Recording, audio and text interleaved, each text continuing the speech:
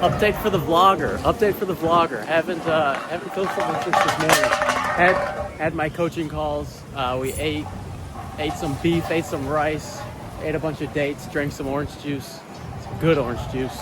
I've been walking a lot more than I would have liked to, because 10 minutes for her is like 30 minutes in real life.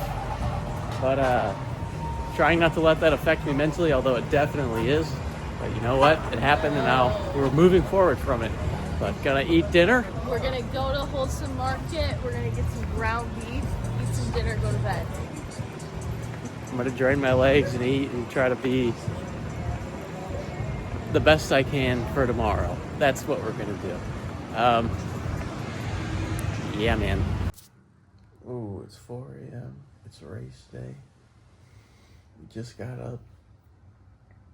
It's time to get ready. We got an hour drive and do all that good stuff. Let's do it. Okay, so right now we got coffee, cold brew. We've got some orange mango juice that we're just gonna finish up. I've got electrolytes and then G1 and Sport in this gallon of water that we're gonna sip on. And then I don't have any food or anything, but we should be fine. Went to bed feeling super pumped up, which is cool. Yeah, gonna roll out my feet with a lacrosse ball, rip a couple stretches, and then we gotta get in the car. It's a lovely morning, nice and cool. Hopping in the car, can now talk. I took a dump. That's the most important thing. I was really hoping I would do that before we left, and I did. So it's time to drive, get there, and then get there, because we got there. That's what happens when you get there. We're on the road. Huge shout out to Mia's roommate for letting us use her car, because we didn't have to do the public transportation to Long Island, which would have been ass, especially at 4 in the morning.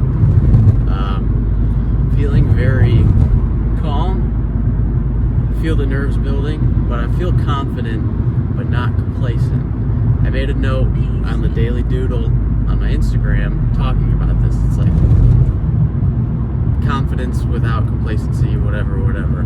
But again, I feel calm. I feel confident in my abilities, which is a really good place to be, but it can also be a really tricky place to be if you get complacent.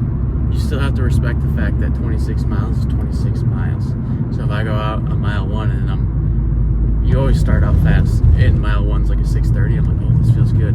Maybe I try to hold this. That's a bad idea, because I know that's it's very much out of my league.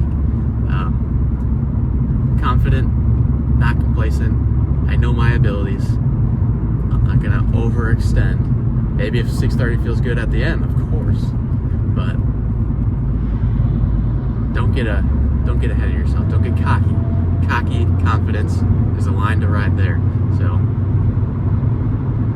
yeah, I have to go pee. Very much hoping that there will be a pacer, or there will be pacers for the race, which I assume there will be.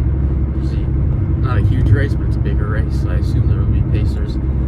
So my plan there will be find the 3-hour pacer and then sit with him or her till like mile 10, hopefully, and then if I feel good, maybe speed it up a little bit, but in general, try to stick around there. And then if it gets hard and I fall back, keep them in sight, and then at the end, give everything I have to pass them. But hopefully that won't be the case. Hopefully I'll be able to stick with them or go a little bit ahead of them at a certain point. But that's kind of my plan, my strategy. If not, then I'll try to talk around and see. I'm sure there'll be plenty of other people shooting for the same time goal, so try to stick to someone's hip or something like that. Work together, teamwork, because that always helps. Draining the legs, picked up our packet, got that VIP race day pickup. Had to pay an extra $25, which is lame. But we're here. There's nothing left to do. It's 6:18. Race starts at 7:30. There's nothing else left to do than do the fucking thing. Gonna relax. I feel really... There's nerves, but I don't feel super nervous. Hopefully that's not a bad sign, but I feel confident. Just I feel like I'm just going on a normal Sunday long run, to be completely honest. And I attribute that to that 22 miler that I did with the 650 average gave me a lot of confidence. So, and that 22 miler was supposed to be more easy miles. Like I wasn't really supposed to be pushing it, but I intentionally pushed it for the confidence.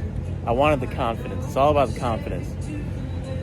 In Formula One, they talk a lot about confidence behind the wheel and the pressure. There's not a lot of pressure with this, but confidence is key here. I now know that I can do that, and I can push that for 4 more miles. And conditions are better. I'm more rested. I'm more fueled. All that good stuff. So I'm feeling good. Ready to do this. I gotta pee again though. All right, race recap. I don't really know what all I filmed on race day, but I'm just gonna go over essentially what happened and why I freaking bonked the shit out of that shit. Because you might think like, Liam, you're trying to go sub 3, but you're in a 324? Bro, you're fucking miles away. That's just the nature of the beast. I pushed way beyond what I could, and then mile 20, you're just like, my body was absolutely finished. So anyways, so going into it, that morning and even the night before, I felt very calm. I felt, even in driving there in the morning, I was very, I felt very calm and I felt very present, which compared to the other 2 marathons, I didn't feel that way. So it made me, I took it as a good sign, but then it made me a little bit nervous because I was like, I don't feel very nervous right now, which was weird. But I was kind of going into it with the mindset of like, this is just another long run. It's just another long run. And we're just going to do what we know we can do. And I was talking a lot about confidence and not being complacent. And I knew if you're running, I just knew not to run any 6:30s. Any number that was a 6 minute, 30, whatever, 39, 38, those, I should not have seen any of those mile times until, if I could get them done, until the very last 4 to 6 miles. So after mile 20, if I was running 6:30s, anywhere in there, that's okay. But before that, I should not have seen a single one. And I let myself do that, essentially. I let myself run these 6:30s that I knew I shouldn't be doing. And so at the start of the race, it was a bigger race, but not a huge one. But you're starting towards the front. They only had 1 corral for just the marathoners. So then you're starting towards the front, and then that got to my head a little bit. I was like, oh shit, we're starting kind of up front. Like I've never been this close to the start line or the front of the pack ever. I've only run 3, but like I've never been this far up front. So that got to my head a little bit, because then I'm thinking like, okay, I need to, if I'm starting with these guys, I need to stay with these guys.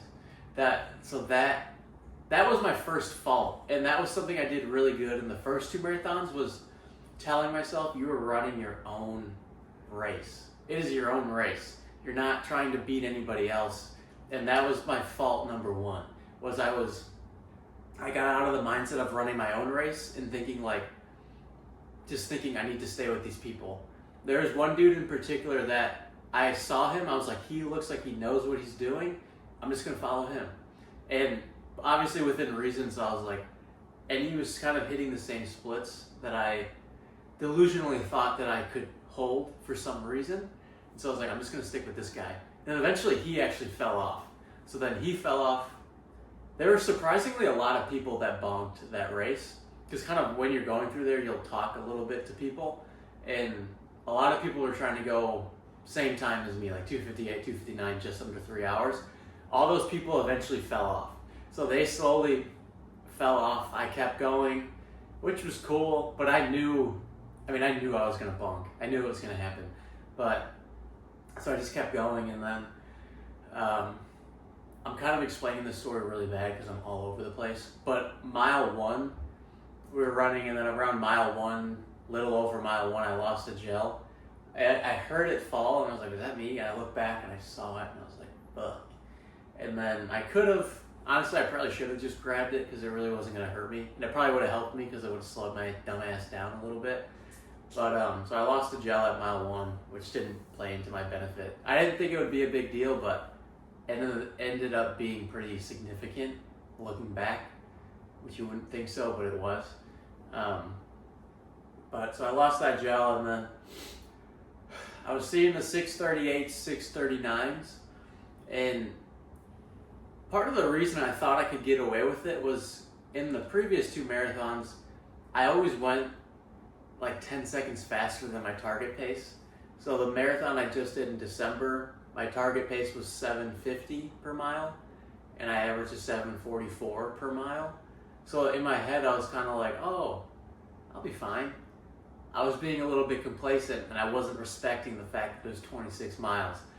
And it wasn't that I was being fully complacent, but I truly believed, I was like, I think I can do this. But by mile 8, 9, I knew I couldn't. And I knew at that point in my head, I was thinking I can't slow down, but I surely could have just slowed down to like 650, 655 miles. And then my average pace wouldn't have dropped that much, because I was sitting at like a 6, at mile 8, 9, I was probably averaging like a 642, 643 mile. And so had I dropped down to like 650s to 655s, I still would have been below a 652 average mile, which is exactly what I needed to run just under 3 hours.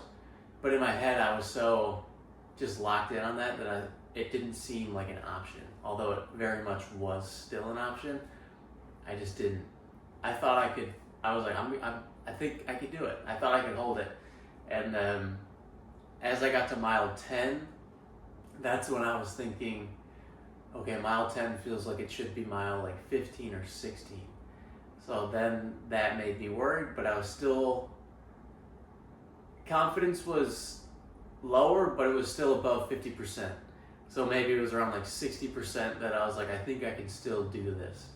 And then as I got to mile 16, 17, 18, I was like, there's no fucking way. I was still holding, somehow, like at mile 18, I was still holding those 640 miles, but oh my God, I that's when my heart rate started to drop.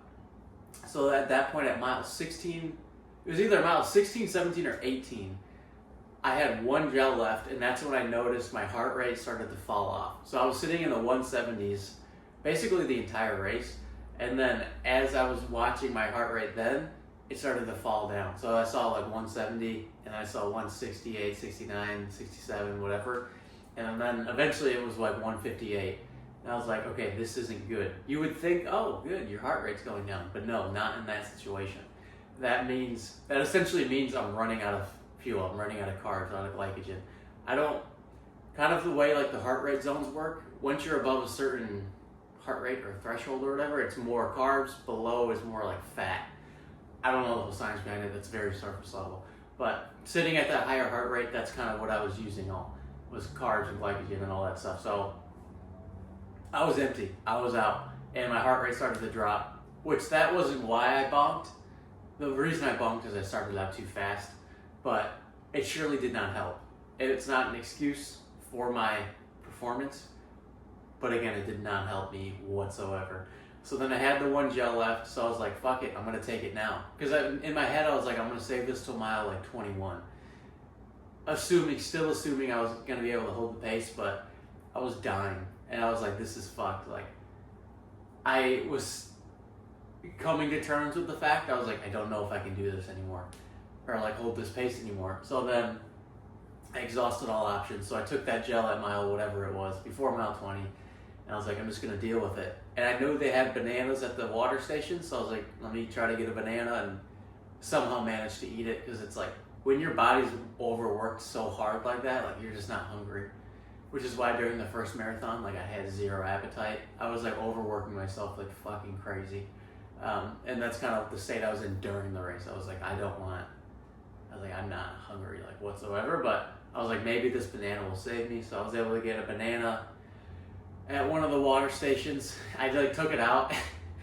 It was actually really funny, because if you see me, you'd see me running like dying, fighting for my life. But I took the banana out of the shell and was just holding it like this and taking little bites of it as I was running. And I wanted to just get rid of it, but I was like, no, you have to, like, you need to eat this, because if you're gonna finish this race, like, you're gonna need every fucking thing you have. And so I was eating that around mile, I think I was right around mile like 19-ish, 18, 19-ish when I was eating that banana. I was dying. My body was starting to like shut down. And then like literally shut down. It was so, not even odd, because you kind of know why. So it's not like scary, because you're not like, oh my God, what's going on? But you're just, your body is just like not, it's not responding, but it's not responding. And so there's a point where we run out and we turn around. And so that was when I had the banana and I was like just fighting for my life. So as we turn around, you kind of slow down a little bit. You make like a U-turn. So you slow down a little bit and you speed back up. And as I slowed down, that was when the first of the cramps started to kick in. So both my calves and then one of my hammies cramped at that point. So then when I was trying to speed back up out of that turn, I was like, oh. I just looked like a fucking goober. And then, but I was able to fight through that and I kept going. And then, again, still sitting in like at that point I was probably 650s. And then, because in my head I'm like, I can still maybe get this shit done. Like, I think I can still get this done. But my confidence was below 50%. There was still something in me that was like, you can do this, but the confidence at that point was below 50. And then,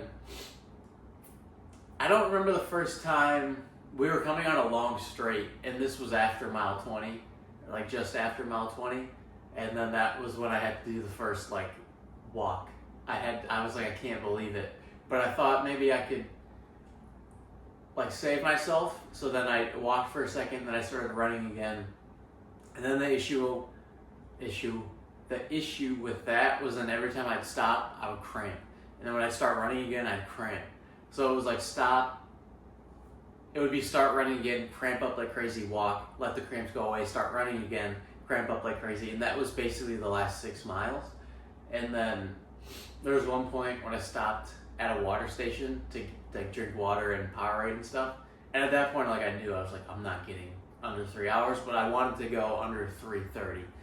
But I stopped for a second at that water station to drink up and shit, but everything cramped up. And then, like I literally, like I think I looked like a demon. Like I was doing like, just everything cramped. And then my calves, it was just so fucking, my feet were like curling in my shoes. They were like literally doing this, and I couldn't control it. And the fucking people at the station were like, oh my God, are you okay? And I was like, I'm just cramping. I didn't say it that calm, but I was like, I'm cramping, like I can't control it. And then I just started running away. Because like, I wasn't quitting, like absolutely zero option. Like I'm not quitting, like I'm not a fucking quitter. But I was like, yeah, there's nothing else you can do, just keep going. So then I started jogging again, and just that cycle of run, cramp like crazy, walk, let the cramps go away, run, cramp like crazy, and just keep going back and forth and back and forth. And it got to the point where I couldn't breathe. Like I could like take really small gasps of air. It felt like fighter jets or an F1 when you're facing like those intense G's. You're like you're staying really tense, but you're still breathing. So you're like breathing super short but aggressive and like tight. That's kind of what I was doing when I was running. I was like I probably sounded like a fucking psycho, but like I couldn't, like everything was cramping. Like all this shit up here was cramping, and then after the race my lungs were like, they fucking hurt for the rest of the day, but they're good now. But yeah, and then just kept carrying on that cycle, and then we hit like mile 25, and or you hit mile, whatever, you're close to the end, and then I was really pushing it, which was insane, because you're running like, at that point, maybe I was running like 9-10 minute miles, 11 minute miles, but it felt like I was fucking giving it my all, and I was giving it my all. It was everything I had. And you just run, walk, and then I try to keep up with people, like use them as motivation, and then I'd cramp up and I'd have to walk. And then keep going, and then towards closer to the end, there was a dude that came from behind me, and he was being motivational. He's like, "Come on, man, let's go, almost there, whatever." And I was like, let's fucking go. So I tried to stay up with him. I did my best, but once I met with him, I didn't walk again, which was, I mean, it wasn't a crazy distance, but it felt like fucking forever. But I was like, I can't, like, that was where you're digging so deep. It's just, again, it's crazy to say because you're not even going fast, but my body was done at mile 20. So those last 6 miles were just fucking, it was like pain. To be completely honest, it was all pain. I was like chafing, which, again, I'm like complaining, but I was chafing like crazy. I don't know if you can see anything, but it was just, my body was literally done at mile 20. And at that point, like, I'm not quitting. I was never going to quit. Never was going to quit. But, yeah, coming around that bend, it was like the finish line. You kind of come around and like go like this, and the finish is here.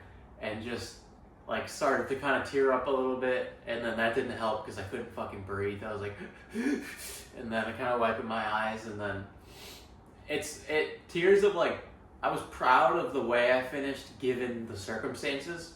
Being like, you didn't quit. I really did give that shit my all at the end. Like, through the rest of I gave that shit my all the entire fucking race. But after that 6 miles after that mile 20, and those last 6 miles were just fucking brutal.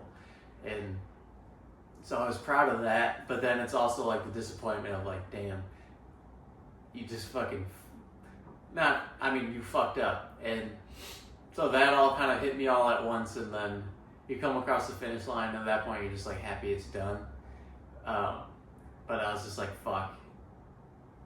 I don't know. The feeling of like, the reason it was a 3:23, my second marathon I ran a 3:22, so I ran slower than the second one. But the reason I didn't still run like a 3:03 or a 3:05 was because I pushed so hard again to mile 20, my body was just done. So it was like the way the imagery in my head was like a trampoline or like a slingshot, to where like I tried so hard to get to a specific number that once I failed, it just shot me back. And then that's where you get like a 3:23. So you're probably like, why did you think you can go under 3 hours when in reality you just ran a 3:23 and you were dying? It's because I went out too fast. So had I played that conservative and actually went for the number that I should have, which was 2:59, I would have got it. Like, I would have got it. And that's where I have confidence. Like, I still have confidence knowing I can do it. And that being said, I'm only going to say this on YouTube. I'm either going to find another marathon in May in Florida to run, or I'm just going to do my own. Like, I'm going to run it on my own and get the time I know I'm capable of. So that's my plan for May. So kind of plans moving forward are exactly that. So I was going to be more of a chill month and start biking and swimming more, but I still have business to finish, that being the marathon. And then I still have to do the sub 5-minute mile, which I know I'm more than capable of doing. We'll have to see timing-wise when that falls, because I plan to do that in May too, but not till after the marathon was my plan. So we'll see when that happens, but those are still the two things that have to happen before the Ironman prep. Because I do have a lot of time for it, but I feel like I also need a lot of time for that prep, so I don't want to push it off too much. But I think I can afford it a little bit. And I think confidence-wise, it's just going to help me out a lot to have that underneath my belt. Knowing, like, you can do that, and, like, the actual proof to be like, I did that and I can do that. Because in my head right now, I still know that I can do it. And that's why, again, it's like, the reason I did the second marathon was because I knew I could do better than the first one. The reason I'm going to do this again is because I know I can do better from the one I just bonked. Just have to be smarter about it is really all it is. So yeah, I know I probably talked way longer than I planned to, but yeah, I'm really not disappointed about it. Obviously I'm disappointed, but I'm not like mad at myself.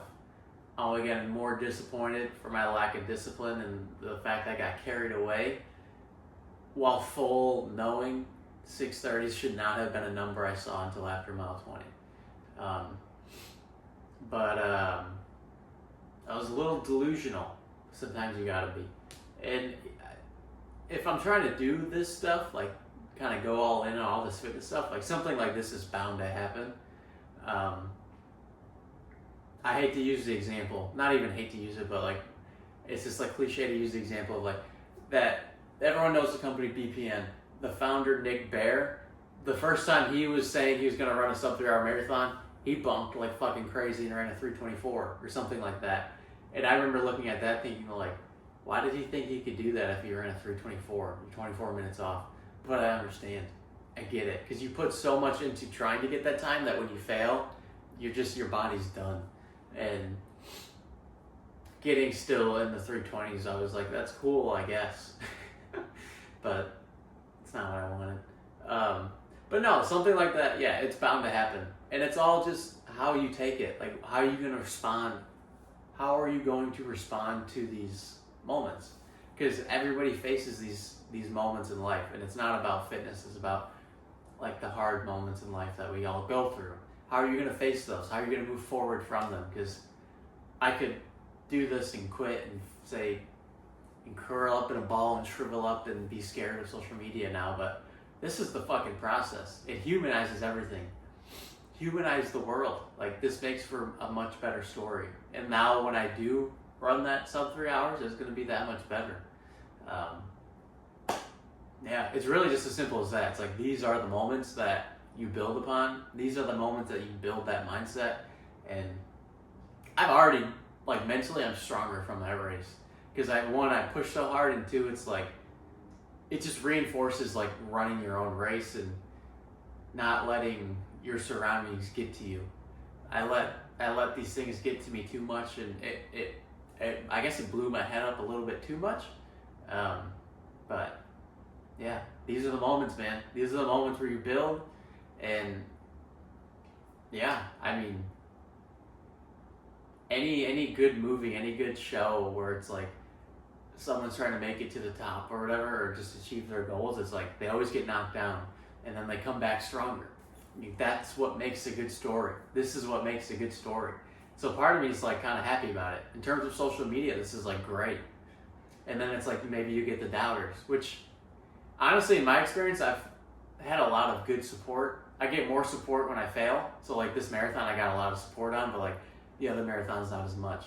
Which it was an observation I noticed, but like it's not something I give a shit about.